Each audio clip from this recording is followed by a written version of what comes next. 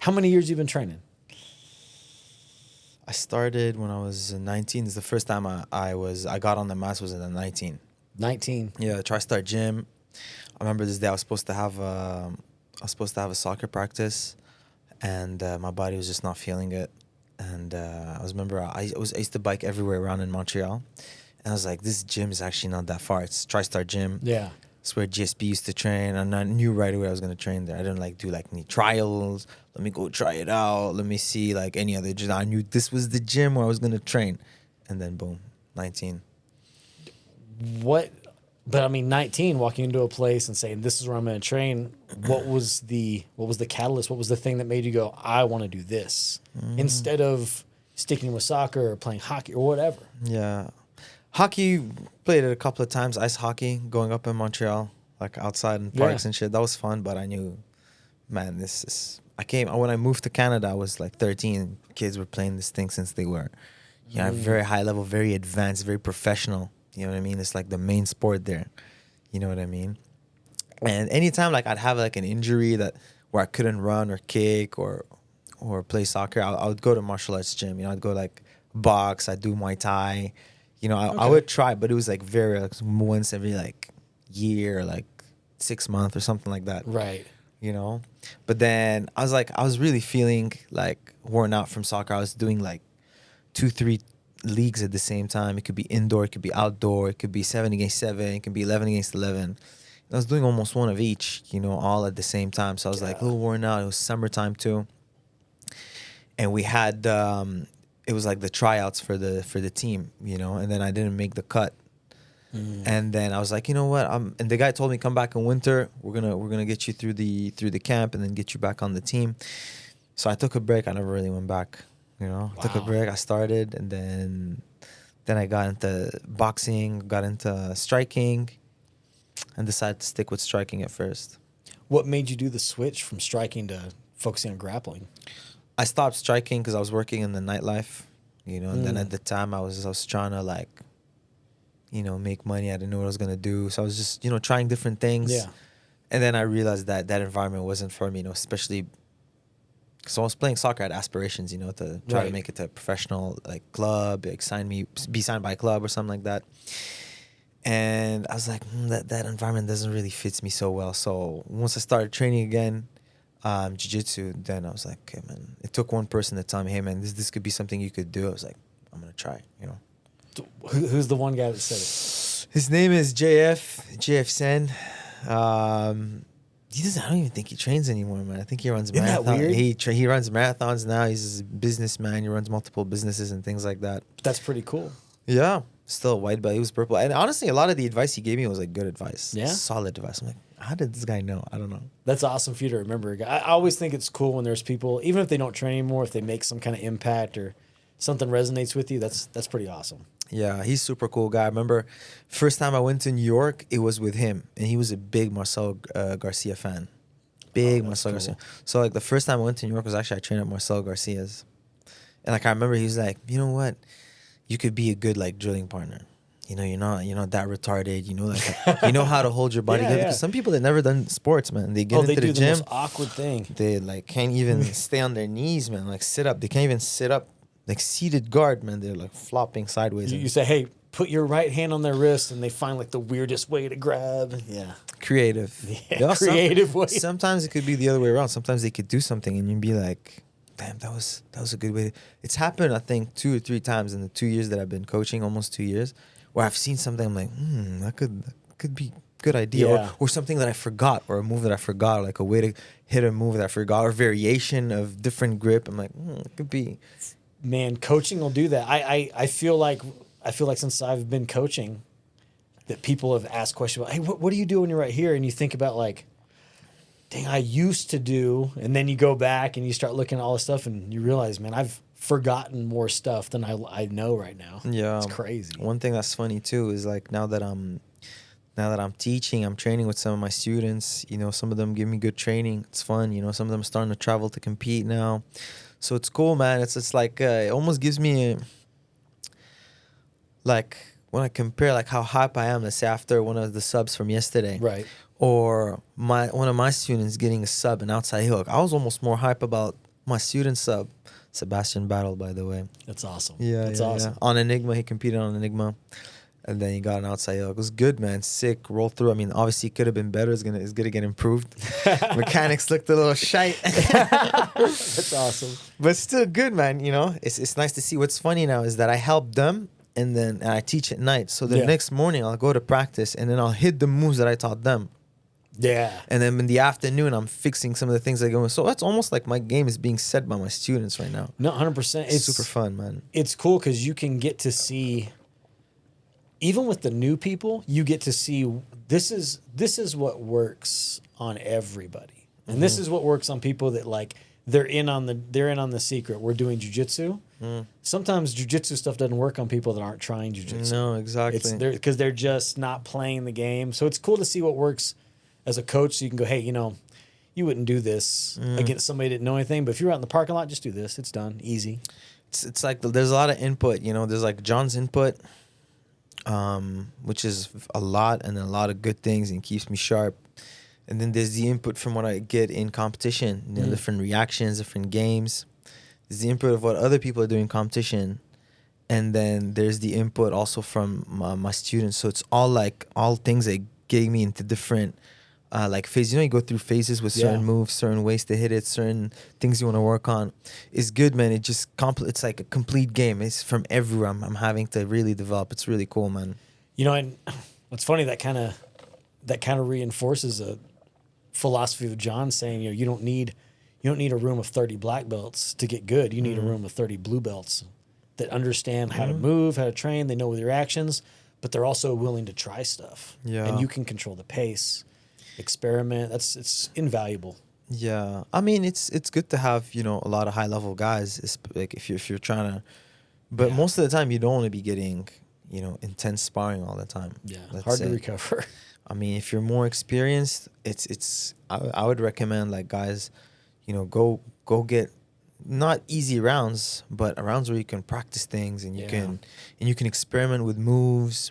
You can be intentional, not just reactive to somebody just trying to beat you every single second. It's really important. Yeah. I mean, this, like I said, it's different stages of like a move that you're gonna hit. So like I know I'm gonna go with, let's say, Giancarlo. It's gonna be a lot of guard retention, a lot of covering, a lot of late stage defense, a lot of things like that. Well, if I'm going with him, okay, I'm gonna be able to work my foot sweeping. Like I can work like different types that you get to use with higher level guys that have their elbows in, and it's like hard to get but the one time you get in there, because you've done it so many times with the lower level guy, or like the lighter guy, but timing is just sharper. You know what I mean? How do you feel? Like, what other changes have you noticed from being just full-time competitor to also like I'm a full-time competitor and a full-time coach? Like, what other changes have you noticed for yourself? Just all better, man. Honestly, all for the better. Like I said, it's dictating what direction my game is going right now, because I'm having to break things down for people that are just getting into the game. It brings back like, not that we don't do fundamentals with John. We actually, some of the things we drill, and I've said that on other podcasts, Are the most fundamental. some of the things we do in class, you're like, man, they're really drilling this? This is what they're doing in class? This is crazy. Like, yeah, we do it, man. Yeah. You have to do it. You know, it keeps you sharp in different ways. But we do that, but we also do things that, you know, a little bit more advanced as well. Yeah. So, I mean, when I'm doing things with my students, it just sharpens fundamentals, sharpens them up. So when I get there and like the high level guy's thinking I'm gonna wait with this long extended setup. No, man, the fundamental tells you when this is available, you take it, so you see it faster, you hit it faster. It's been just complementing my game, man. That's awesome. As a competitor, it just helps. You're just on the mats longer. You're understanding things better. It's perfect, man. It's really a blessing for me to be able to teach every day. Like after training too, you have time to think about things. Sometimes some of the things that went wrong in training for me, I'll end up teaching them. Oh, I totally get that. So I'm already fixing things. You know, sometimes, no, these guys, okay, they're getting ready for this thing, that thing. I remember when I rolled with them, they fucked up this thing, they fucked up that thing. Okay, we're going to have to go over that. But sometimes it's, you know, but I find usually better results when you focus on them, at least for their results. But they're going to improve anyways. For sure. You know what I mean? This is whatever input they're getting, they're still leveling up. What do you get, or how has it changed the way that you view you doing what you do? You have to be whatever the people are deciding is the quote that makes the most sense or whatever. Some people say it's discipline. Some people say you got to find a way to motivate yourself. Discipline when you can't be motivated. But no matter what, at the end of the day, this is what you do. And most of your students, this is not what they do for their life. This is something that they have as a part of their life a couple times a week, maybe 5 days a week, something. But it's an hour or 2 hours here and there for you. You get up in the morning and it's jiu-jitsu, and when you go to bed, it's jiu-jitsu. When you dream, it's probably like scary psychedelic jiu-jitsu. There's all kinds of stuff going on, but it's always about what you're doing. And now you have people that they have an excuse and a reason for everything. At the end of the day, you can't force them to care about their goals, but I think coaches care more about their goals than they do a lot of times, and that does affect the way that you view teaching overall. Yeah, well, a lot of times, you look after someone better than you look after yourself. Yeah, 100%. Or like even a pet sometimes. People look after the pets better than they look after themselves. It's true. But that's crazy. You said jiu-jitsu dreams. I remember I was having jiu-jitsu dreams during the pandemic. Because you couldn't train? Yeah, and I don't know, how was it here? Listen, this is Texas. Here's what I did. I shut down for 2 weeks. And after that, I started doing small group classes. If you haven't been in contact with anybody that's been sick and you're not sick, and we check your temperature before you walk in. Oh, you guys did that, huh? We do small group classes, and then it started more stuff started coming out, and we started being like, we're gonna have class. Okay. Because right now, like, all we're doing is we're feeding into the let's be unhealthy and continue being unhealthy and hope everything works out right, or let's just go out and live life and try to be as healthy as we can. Yeah. That's kind of the way we did it.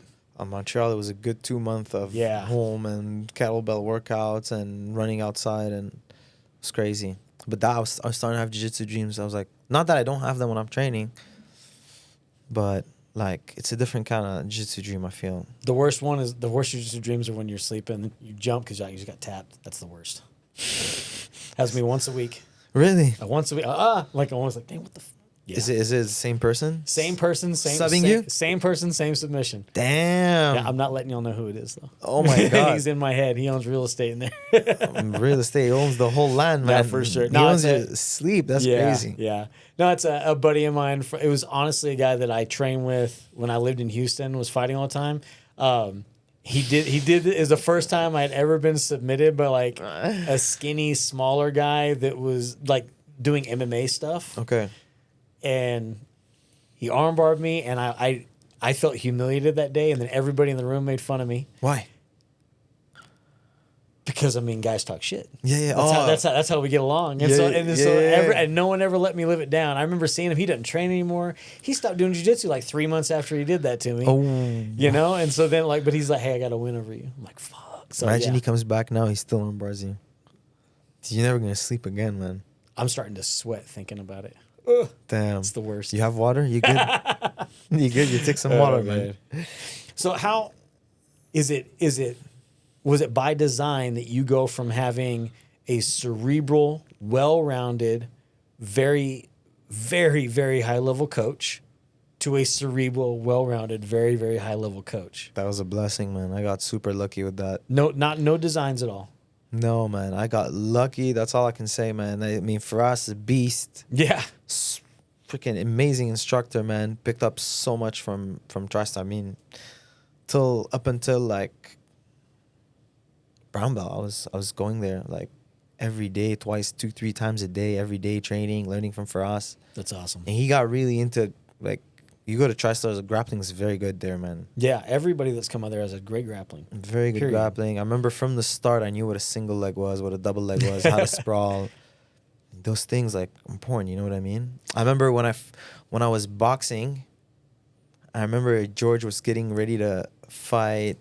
Let me try to remember. Condit. Okay. He was getting ready to fight Condit, or the one before. No, it was probably Condit. Okay. Anyways. Braulio was there, Murillo was there, Ryan Hall was there. I think even John was, I think he was going there, yeah. Gary, a lot of guys from New York also went down. And I was boxing.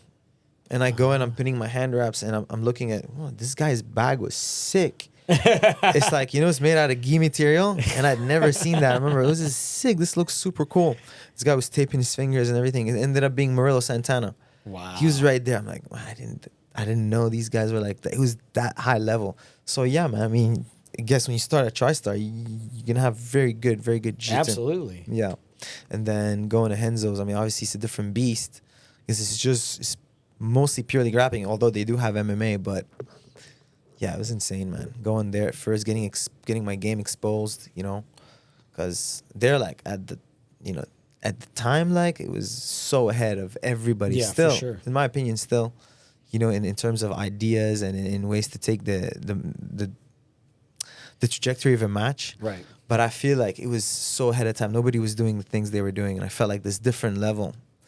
And don't forget, I had gone to Marcel Garcia's twice. Right. I did full camp, so I got to feel a different like level. Start rolling with Gordon. I remember brown belt Gordon. You see now if you go to his IG, for sure. he's sharing videos of him back at brown belt and like with Gary. That's what he looked like. Like that's when I started meeting Gordon. It was crazy, man. I felt like his game. I was like, man, this is just insanely technical. So like precise. Like I was trying my best. I couldn't do anything. I was like, man, this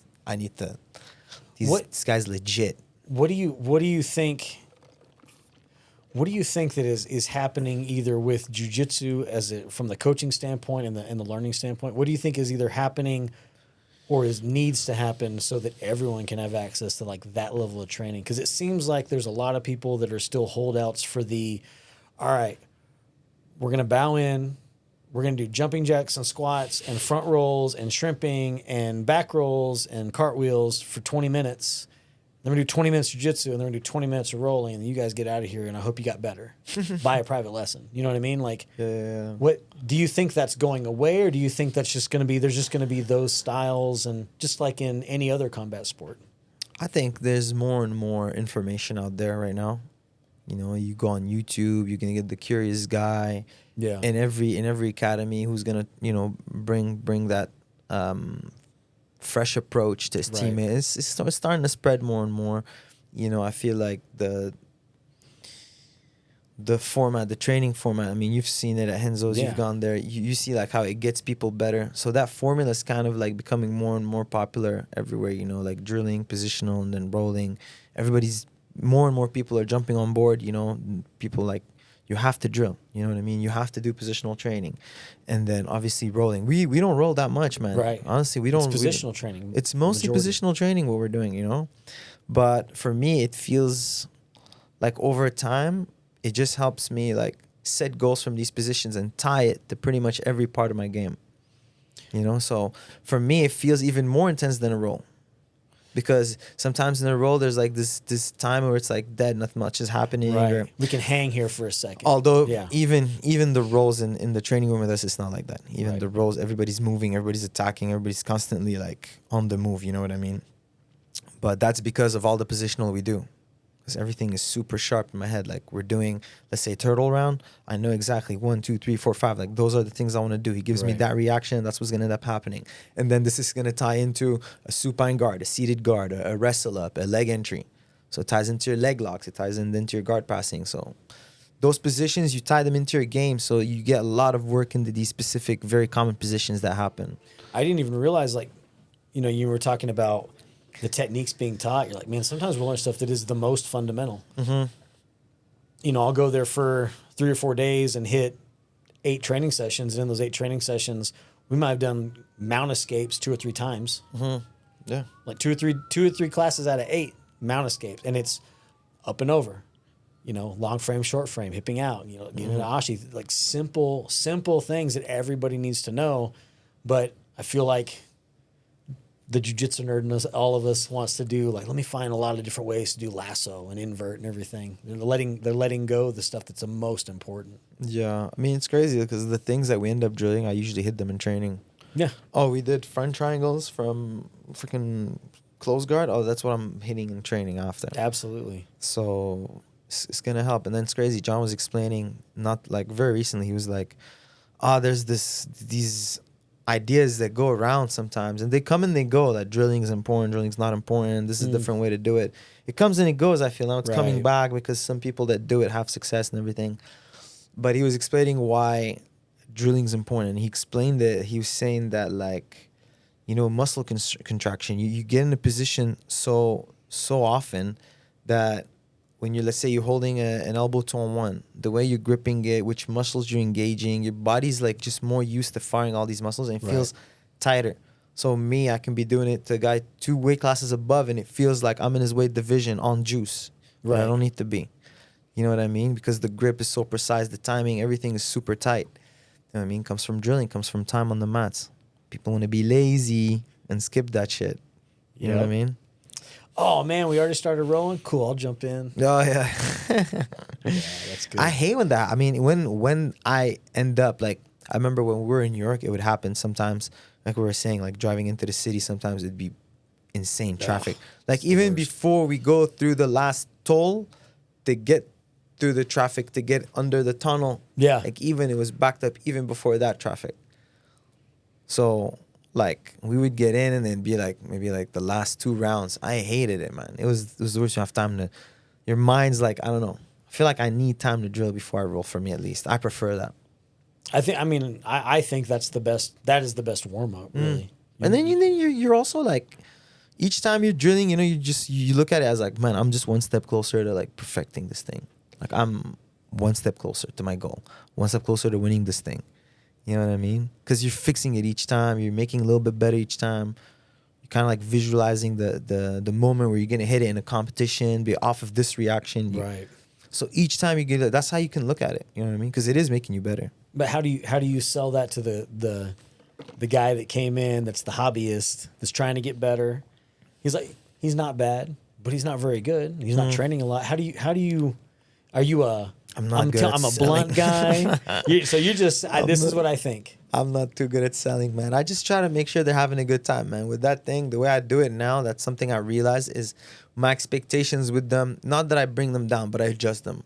You know what I mean? Scale. So I make sure there's a good vibe going on in the room, man, as much as I can. I mean, I'm not saying I'm perfect. Maybe someone's listening they go, oh my God, like, well, sometimes it's, you're not. I mean, sometimes you're going to be tired. You know what I mean? Like Friday, like last Friday, I'll give you, that's why I'm saying it. Because like Friday, I was about to draft Houston's cutting weight and everything. And I was like, my eyes were shutting, like falling a little bit asleep because I had like this weight cut. So sometimes, okay, you're going to be a little bit tired. But most of the time, I try to make sure when they're drilling, okay, man, if it's like down by an inch, 2 inch, maybe like he's going to figure out in a couple of reps. So I try to correct them a little bit less. But like I know that I see the mistake. Mm-hmm. Try to wait. Try to tell them, oh, that's still good. Yeah, for sure. Even though it's not perfect, but it's good enough. Like for you now, you understand a little. Like I can see you understand what's happening. I don't have a problem with anybody that's making mistakes in class. I have the problem with the person that's not even making the mistakes in class because they're not there.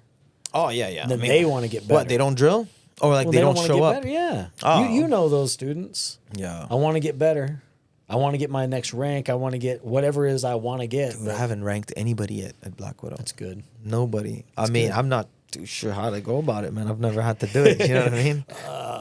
I'd give you a blue belt, but you're ugly as fuck. You're dumb, bro. You still suck. You can't pass guard, bro. What are you? It's almost like I'm waiting for them to be perfect at everything to give them a belt. I don't know. That's how I think about it right now. It's hard. I just try to get them be good. Objective.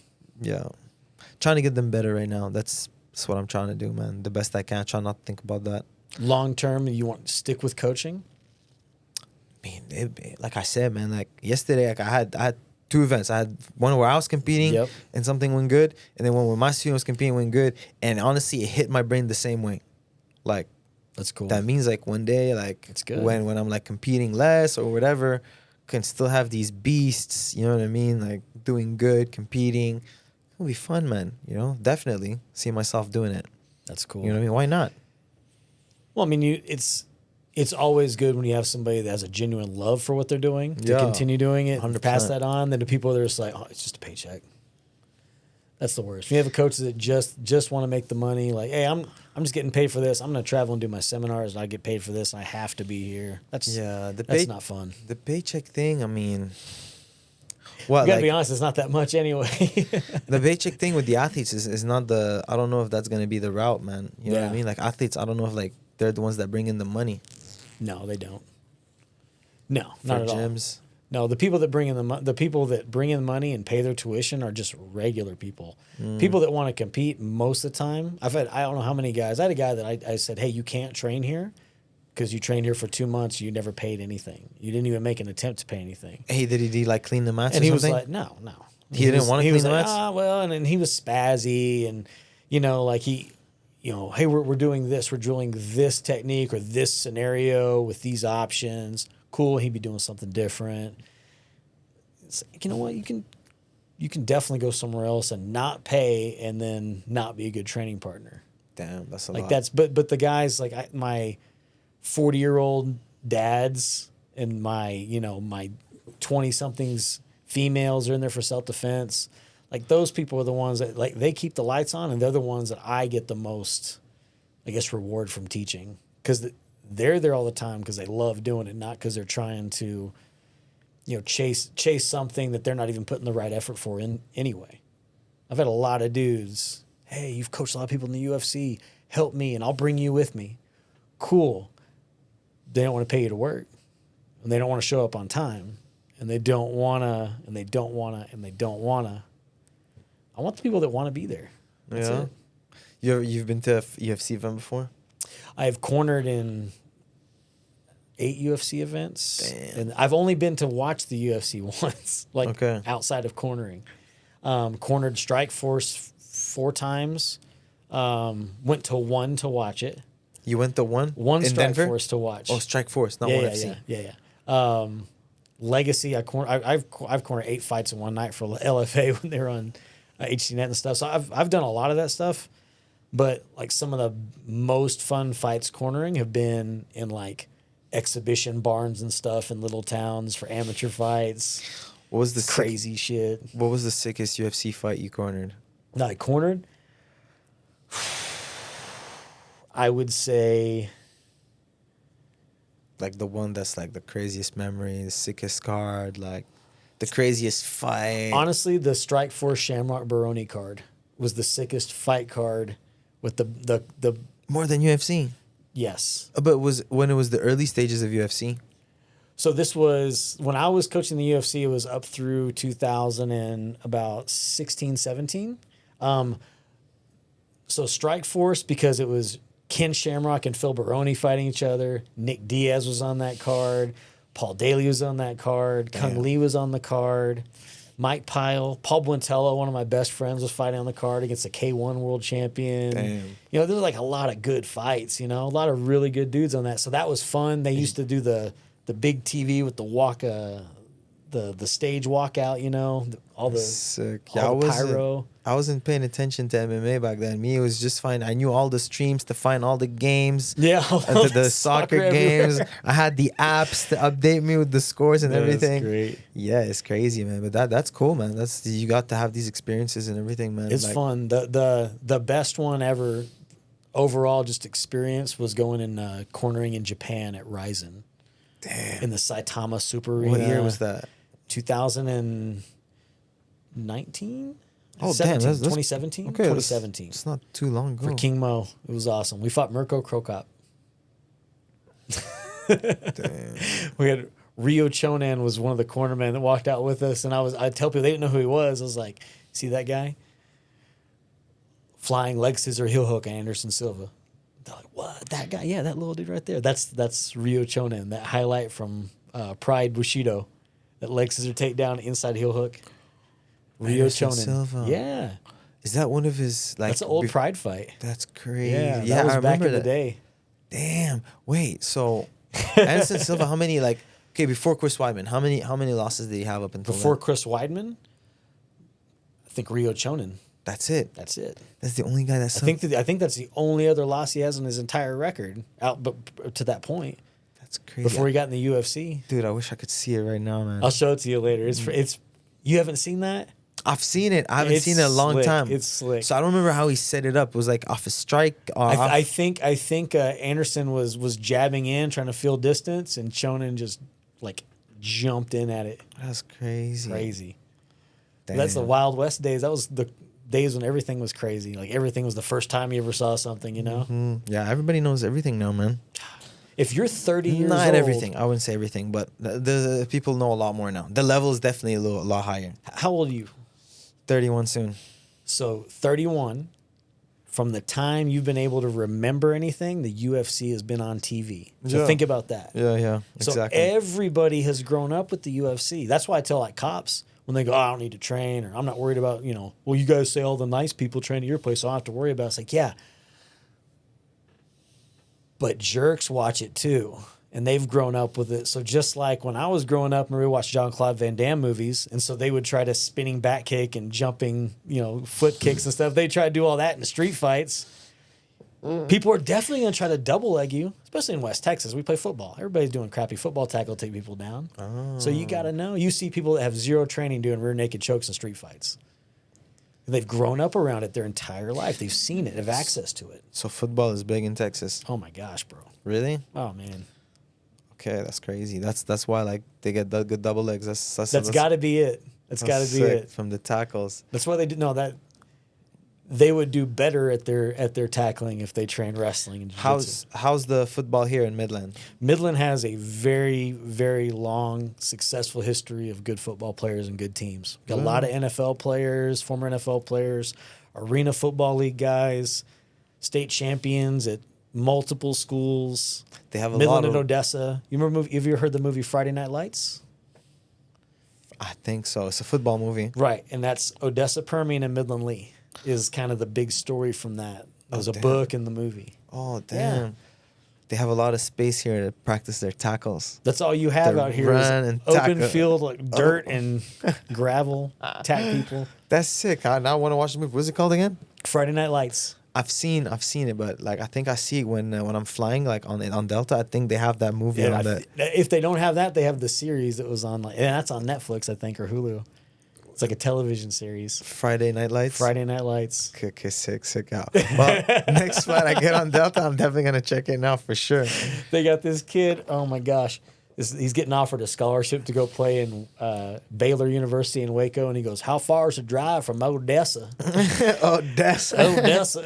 I was like, "Oh my God, we don't all sound like that." And I'm thinking about, I'm like, "Well, I say scrambled eggs, so yeah, we do talk like that." Fuck. I was expecting before we moved to Texas, I was expecting a much like stronger accent. No, actually, Yeah. I've been to Texas many times before we moved here.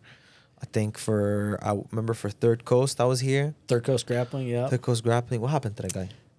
just dissipated. I think they just ran out of money. Really? Promoting is so expensive. Golly. Yeah. I know so many dudes have tried to put on promotions and they're just losing money, bleeding Really? money. What do you think is the mistake they're doing? If you had to like guess. There's no support from fans of the Oh, no. sport unless you are a bit. They'll spend their money. They'll spend $70 on a pay-per-view and put 10, 12 people in the living room, drink beer, order pizza, scream and yell. But they won't spend $40 a person or $30 a person to go watch the local people do it. Because like, oh, it's amateur. Oh, it's just local level. It's low level, whatever. I think that's what it is. You see a lot of people coming up to their friends that the only way they're going to make money is by selling a ticket, saying, "Hey, man, get me a ticket. Like, give me a ticket."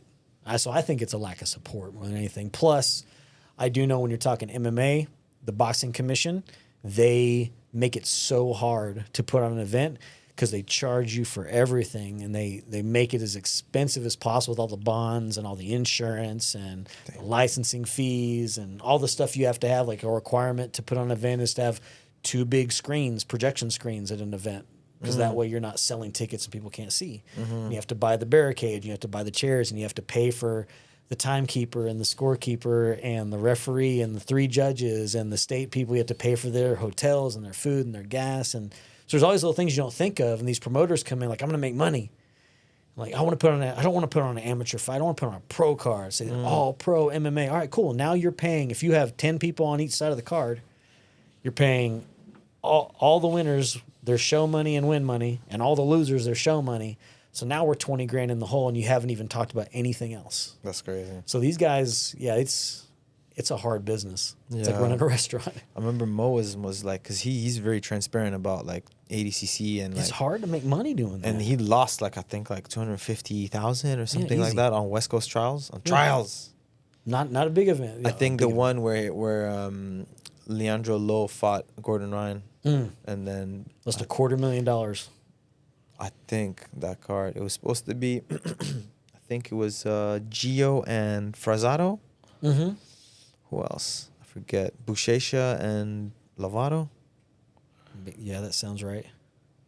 Because I know it's supposed to be Leandro and Braulio, but Braulio got injured while he was warming up. Mm. His tendon snapped or something. And they had to get a wheelchair and everything. It was an agonizing pain. That was crazy, man. Tendon snapping. What do you think that's from?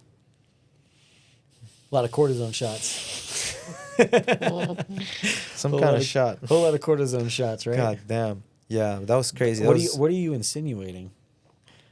Man, maybe he got back too quickly. Maybe He got back definitely could be a contributing factor. He tried to speed up his healing, or he tried to accelerate something. Something didn't heal properly because he was coming back from injury. I remember. I have a completely unrelated question. Do you think hormone replacement therapy makes you better at jiu-jitsu? Hormone replacement therapy, Yeah. like TRT and things like that. Or do you think you're going to get good at jiu-jitsu based on what your brain is capable of doing and your body, and you're just helping yourself recover? I mean, I can't speak because I haven't tried it, so I wouldn't know the answer. But I mean, I'm surrounded by it, and I can see how to deal with it. And then you find solutions to it.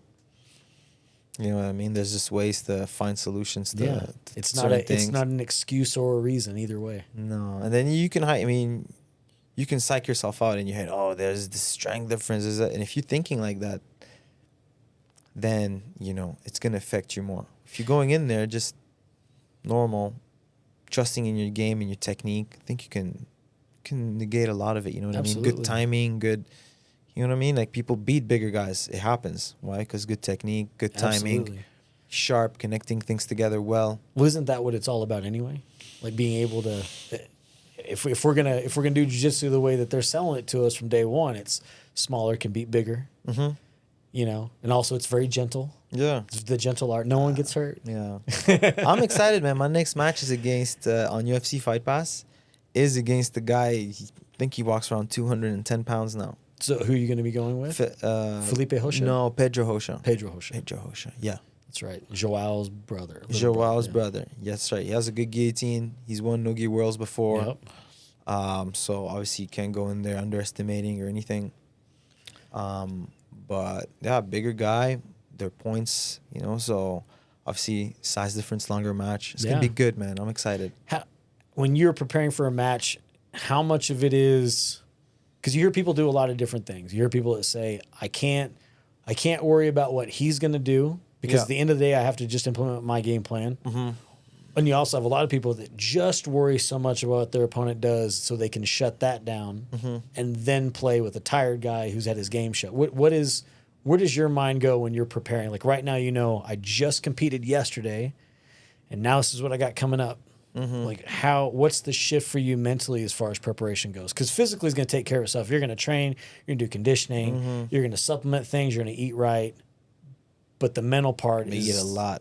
I'm going to eat a lot. That's you saw me, man. You saw the damage I can do. Yeah, lunch was an experience. That was good, man. That was good. That was really good stuff. Like Mexican food now, huh? I got introduced. Very nicely. Enchiladas first time. Enchiladas. So honestly, I think it comes down to your confidence in your defense. I think that helps a lot. I know, like, my next opponent has a good guillotine. So does that mean that I'm going to avoid all situations where I can get caught in a guillotine? Probably not, because I have early stage, mid stage, late stage defense, all different ideas, different strategies to get out of the guillotine. I know that if I need to shoot, I'm going to shoot. I don't care. Right. I know I'm going to be able to escape his guillotines. You know what I mean? One thing that's crazy yesterday that really hit me, so the Submission Hunter Pro, they're very professional. Yes. Like, they run a very good show. I mean, it's crazy. You said, like, they have experience from MMA, right? Big time. So they're like, match after the other, they bring you in. It's like the production is really well run. The warm-up rooms, you're going to be the scoring me that corner. Everything's, like, pretty. So the finals, it's just so happened. I don't know why, but Gavin was in the same, like, warm-up room as me. You know what I mean? By the third match, you're not really warming up. You're just making sure, like, your body temperature stay high. You can shadow a little bit. You just don't want to cramp up. And I was laying down. I like to nap between matches, like to lean back, just close my eyes, just relax. And then I think someone had asked Gavin like a technique advice or like something that he hit. Oh, can you show it to me? I think it was like an Achilles lock from cross ashi. Like he put some weird pressure and then he subbed his opponent. And he was showing it and it was like right next to me. But I'm laying down and I'm hearing him talk. Yeah.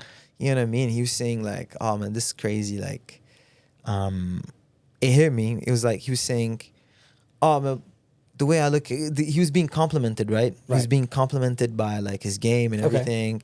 And the guy was like, yeah, well, I just go in there. I used to put a lot of pressure on myself. I used to like have a lot of anxiety going into competition, things like that. And then like I start thinking to myself like, well, this guy's just another guy like me. You know, he wants to go train the next day. He wants to be healthy. And he's just trying to do the same thing. So I just go out there, try to have fun, try to let go of the result, you know, like let go of the result. So that's another thing. Like I felt a lot more like confident going into the match against him after what he said. Because here I am like in the process of, I'm going to face this guy. Yeah. This is what he's going to try to do. And then he's right there like taking that. Kind of like humanized him. Yeah. Yeah. He basically helped me so much. He has no idea. And then like, I don't know. I feel like in that moment, you've probably heard that before. Someone's told you that before. It's not the first time you hear that, right? For sure. For sure. But in that moment, it really hit more because I was about to compete against him in the final. And he was right there saying it himself. It was, I don't know. That's cool. So, I mean, I think I'll carry that with me on to the next match and the next match and then try to keep that idea fresh in my mind. Because I did go in there and I did like let go. Like I saw the opportunity. I tried to sub him. I had a rolling Kimura that resulted in a near armbar finish. That was all in like 2 minutes. Right. I had a back step where I just lost the secondary leg, and then the third, it was a double trouble roll into the legs, right into the hip lock. So like I was firing, you know what I mean? Yeah. Sometimes I'm a little bit more shy, or I don't fire as much, or I sack myself out. Oh, this guy's on big, strong. He's on, you know, whatever.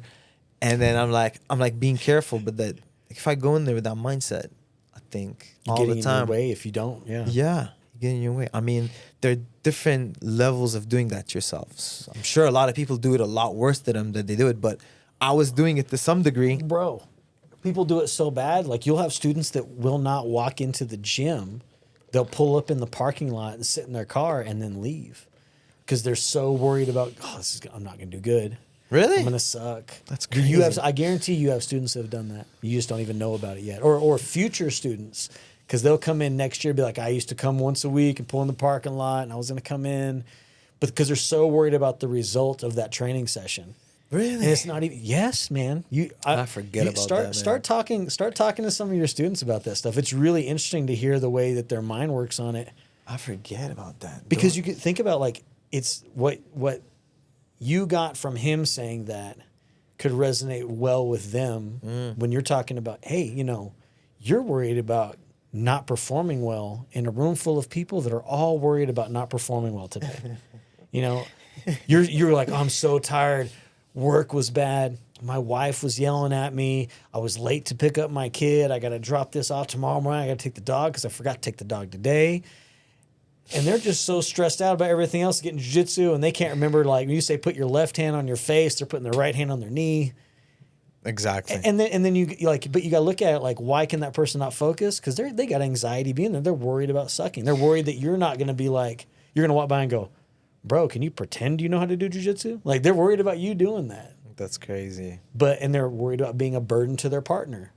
I'm dragging him down because I suck. Yeah. You know? But for them to hear that from their coach, who had to hear that from a competitor, that's cool. And that can resonate with people because that's happening to everybody. So that could be good for you. Use that as fuel too, man. Yeah. Like, it definitely helped me right before the match, man. I walked in the match super relaxed. I mean, obviously, like I said, the more you have matches throughout the day, the more relaxed you get and the easier it gets. It's like I feel like the first match is that one, like, dude, look at me, first minute yesterday. Yeah.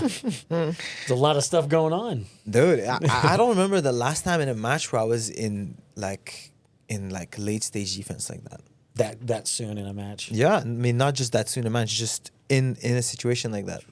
It's crazy. Have you ever had opportunity to use jiu-jitsu in a real life situation? Or did you just knock somebody in the face? Very little. I've never been in a Never fight. been in a fight? Never, never. I remember once, and it's not even like I had to use it or anything. I remember once it was this WNO during the pandemic when they were still doing them in Austin. Yeah. In JW, Mary used to do it in the hotel. They put the competitors in the same place as the stage, like where the event was taking place. And then after that, we were out. And then downtown, you know how it is, man. People get drunk, and it was sad. There's this drunk chick. She was going after Mo's girlfriend, Lena. Okay. And she's going to hit her with a purse and everything. And so I'm like, no, I'm not gonna let her do that. She's crazy. She's gonna freaking hurt her and everything. So I just grabbed a tight waist and I like hit a foot sweep. And then I caught her on the way down, but I didn't like drop. I didn't drop her or anything. You know what I mean? Because she was like this close to her, man, about to hit her, and the guys were behind me, and I was the closest one to her. What am I gonna do? Let them fight? Yeah. No, man. Boom, little foot sweep, calm her, and then just pushed her to the side. And she scratched me and everything. I got scratched and everything. I was like, man, I'm gonna catch some freaking. I know what I'm gonna catch. The next day I'm gonna wake up. This thing's gonna be. Turn to a zombie, maybe. You never know, man. I mean, it's scary. She was acting like a zombie, that's for sure. Nah, but other than that, I can't remember when I've had to use it, man. Not really. Do you ever think about that kind of stuff? Are you at the point now where you're just like, hey, I'm aware that some bad shit can happen. There's some dangerous people out there, but I'll be okay. I'll be honest with you. I use it more like it just gets your reflexes better. So like if something's falling in the kitchen and I have to, boom, catch it. I'm like, wow, that was really good reflexes. What if you foot sweep a drunk lady? Yes, boom. Yeah, it was a foot sweep and a catch. Like it's not like she face planted it. No, it was like very technical. It was good. Compassionate control. I was like, look how easy that was on an untrained human drunk too. But hey, but isn't that who you're usually fighting? I don't know. I guess. Yeah. No. You know.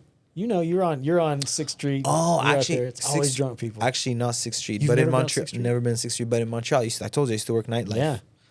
It wasn't a street fight. I didn't have to use it, but I remember this guy, huge, and it was one of my first shifts as a barback. You know, barback, you're like the busboy for the bar. Yeah. You know what I mean? You're the one bringing the ice, the bags, cleaning the cups, Taking the and trash. shit. Yeah. Oh, you're the bottom of The little rubber floor mats. Take those, spray. Yeah, it's the worst. Oh my god, you find money sometimes under there because in you guys don't have like loonies and no. In we Canada have we have dollars. coin dollars, coin $2, bro. Those hit the spot because you used to work downtown and then like you finish like 5-6 a.m. Yeah, 4 o'clock in the morning. Those sound good. What's still open? It was this Chinese shop. It was downtown in Montreal. It was this Chinese shop. They make chow mein or lo mein or some mein something.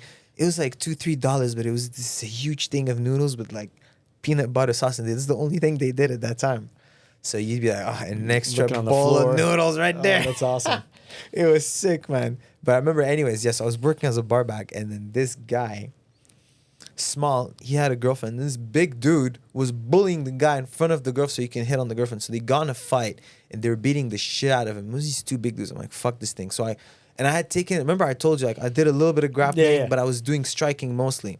So I was like, I know a little bit of grappling. It's fine. I start to pull him. The other guy comes behind me, and then I think he hits me fully or he grazes me with a bottle of something in my head, and it cuts me on the top of my head. Ooh. So, I mean, yeah, I didn't really have to use it, but thinking that I could use it, I don't know. And not being very well, I kind of had to use it. No, because I did kind of separate him from the guy. You know, I did kind of help. I did move him. I did stop him from hitting him. You know what I mean? Just didn't help you with that other guy.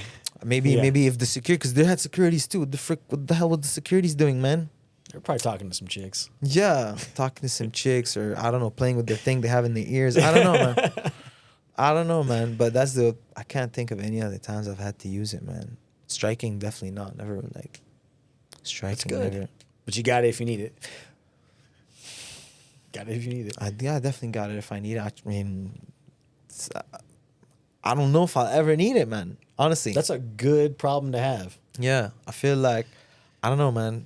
I don't feel like, maybe I should feel threatened. I don't think you should feel threatened. Walk around feeling like unsafe. You know what my wife says that I guess I never really thought of, and I go, okay, well, she doesn't train, so I get it.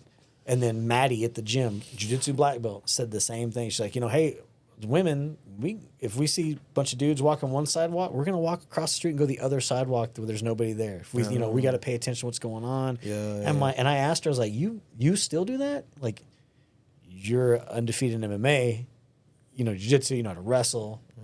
She's like, yeah. Multiple guys. It's like, dang, 100%. But it's just one of those things that I don't think you have to walk around and feel threatened or feel scared. But God, man, the awareness of what's real and what's going on is super important. I just remembered something, actually. It was, I was getting ready for, again, ADCC 2019.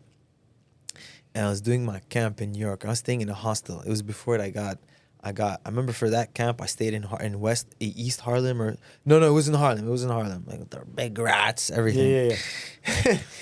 But I was staying in a hostel before, right? And it was like 10 blocks from Henzo's. I was walking, and this homeless guy started chasing me. Like, he wanted to fight me. And I'm just walking. Dude, I could have beat the crap out. I mean, I would destroy this guy. And, dude, I ran. I'm like, dude, this guy touches me. I get sick. No, I get it. It's not worth it. Fuck that, dude. I dashed to Henzo Gracie. I mean, look, if I'm cornered, of course, my back's against the fence. Yeah. All right, I'm going to... If I don't have to, I don't think I'm... No, I got 100% win percentage in fights I don't have to fight. 100%. Yeah. You never know with this guy, like, it's 30, they don't shower, he cuts you some infection, and I'm getting ready. Plus, I was coming back from ACL surgery, so I could not skip a day, man. I could not have one day off, I would take days to recover and this and that, but I was like, unnecessary things like that, fuck that, man. I'm not even risking it. And I was headed to training, too. I was like, no way I'm skipping training for this homeless... Follow me. I got some guys. Yeah. They'll take you up on the offer. I'll meet you there. No, but I remember it was like 10 blocks, and I kept switching, and he'd switch. I'd switch. Switch where the police was. Police wouldn't do anything. Do nothing. We were talking about the donuts, man, the thing. Like, we got to raise the standards, man. What do you think? Yeah. We were saying we got to raise our standards as athletes. The game's constantly getting better. Yeah. Everybody's leveling up. It's getting tougher, guys are juicing younger, all that good stuff. Man, people got to level up in all aspects of life, too. All jobs, why lower the standards? Why make it easier? And here's the deal is I can also say it from both sides because I was a fat cop. Yeah. I was a fat jiu-jitsu coach. But because my excuse on the cut, well, I can beat all you guys with abs up. So all you guys, the SWAT guys, I teach y'all how to fight, and y'all aren't even any good at it. Like, what do I need to be in better shape for? I've already got. So that was my excuse. Okay. Justifying being lame, being a coward. Yeah. So then lose a little weight. Oh. Also, I didn't realize like that job. One thing I will say is that job is so emotionally, mentally draining and so hard on you, and seeing the worst possible things every single day. Oh, fuck. And, if you're a fireman, people are like, oh, hey, I'll shake my kid's hand. Oh, look, it's a fireman. It's a cop. You're walking by, people are like, if you don't want to clean your room, I'm going to tell him to come arrest you. So then kids grow up their whole life hating cops, being scared of them. When they see you, it's because something bad happened. You know what I mean? Or whether it's something happened to you or you are pulling them over and now something bad's happening to you. So those dudes are being told all the time what horrible pieces of shit they are. Like, what feels better? Waking up in the morning and going and working out in public and seeing people that you see every day going, that guy lied to me, that guy lied to me, that guy said he'd kill me and my family, that guy said he'd just kill me, so he's nice. What feels better, doing that or playing Call of Duty, eating Whataburger? I think working out and having people liking you, I think that's cool. That's way better. So, you got to call bullshit on yourself at some point and be like, maybe the reason they don't like cops also has to do with the way cops present themselves and don't hold themselves to standards and don't do all these other things. Two-way street. The wind blows both ways, and the world's going to meet you wherever your feet are. So if you got a reason or excuse, it's probably not good enough.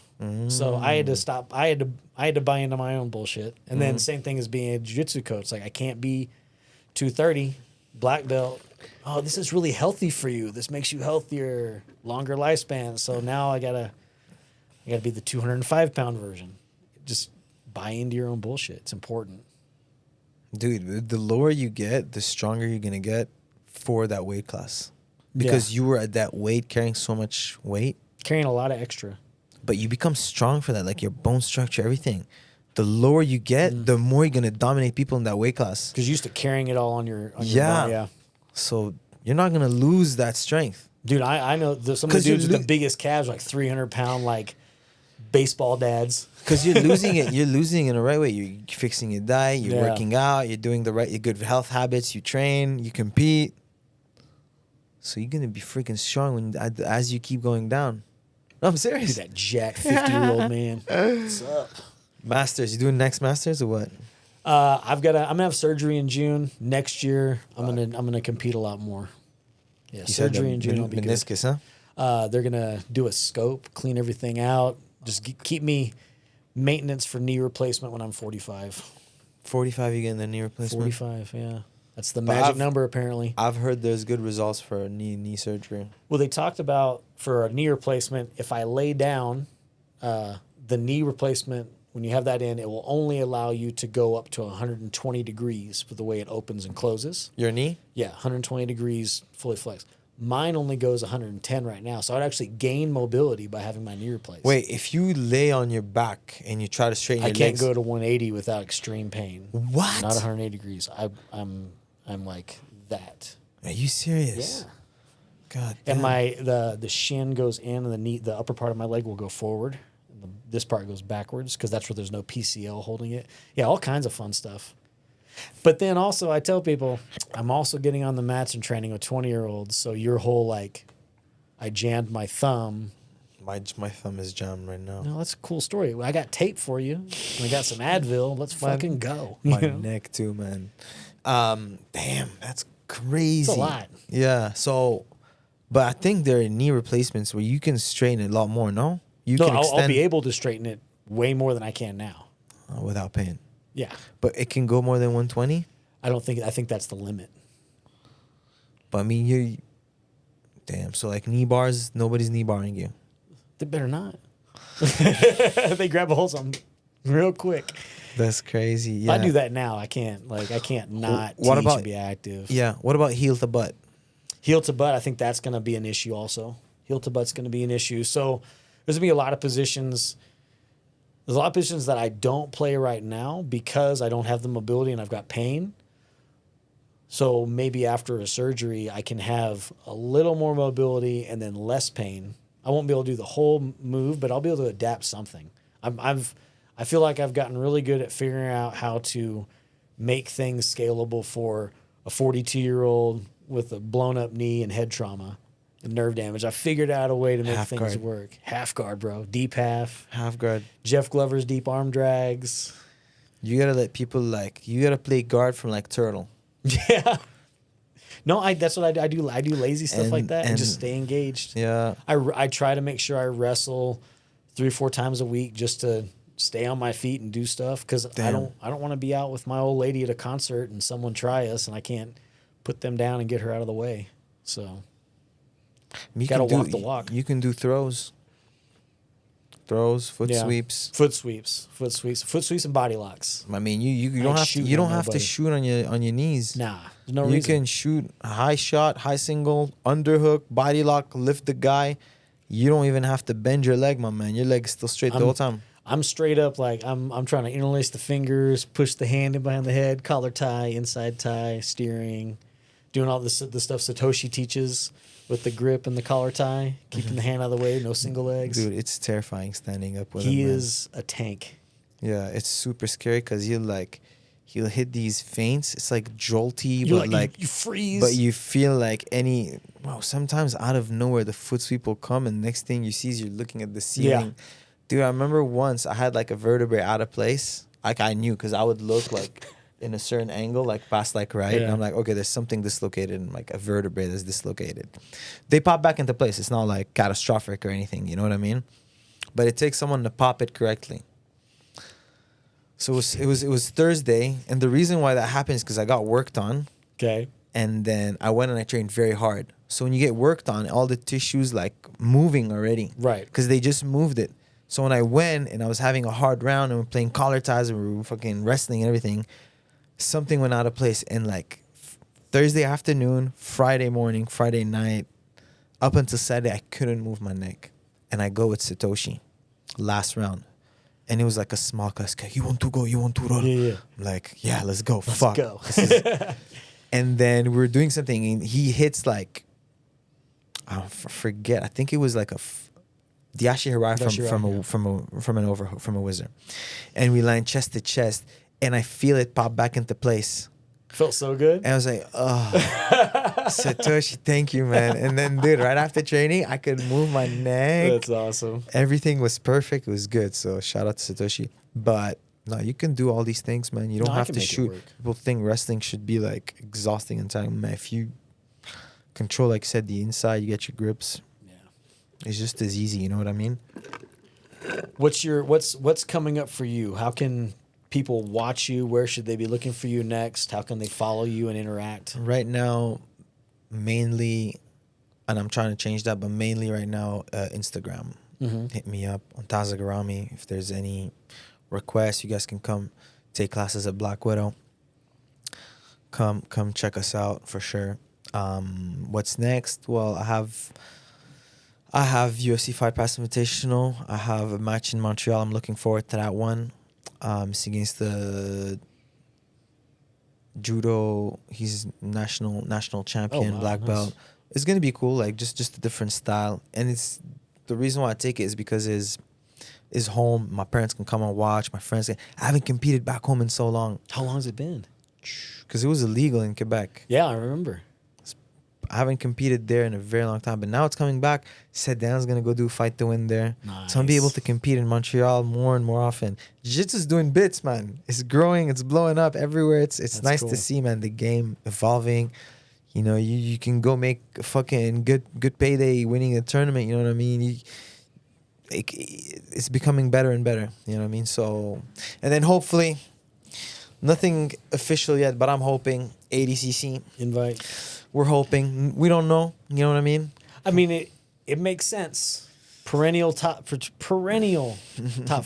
Yeah. You're always on the podium. You're always 1-2. I mean, it's a big deal. So you definitely belong there. Yeah. You know that. Hey man, if I carry that same mindset going in and then like just letting go, especially those first 5 minutes, there's no points. Four matches, 4 submissions, it could be good. It could be good, you know what I mean? Because we've seen pretty much everybody get caught at 170. That's a good point. Everybody gets just caught. And then 170 is a bracket, like, it's super technical, everybody in there's good. Yeah, so anybody can surprise anybody on a given day. You know what I mean? I'm sure, like, those guys that, like, at East Coast Trials, I had Elijah Dorsey. And then we went out of bounds, he got the hooks in. But 2 months before that, I submitted him. Joseph Chen, I had match-winning opportunities. You know what I mean? What other Charles Davis? He's my teammate. I was happy for him. But, I mean, I've had matches with him. Like, not matches with him, but I've competed against him. And on any given day, it can go either way. I've won a match against him. He won a match against me. And then the match with Andrew Tackett, it was off my attack. So all of them, it could have gone either way. You know what I mean? It was off my single leg. I dropped him down. He countered and then got on the back. So it was almost like all these scenarios had one little thing been better, it would have been different. You know what I mean? So that's what I'm working on, man. That's just fixing these things so that day comes. 4 matches for submissions. Ready to go train? Of course, man. Let's go train. Good stuff. Yeah. Thank you, man. That's good.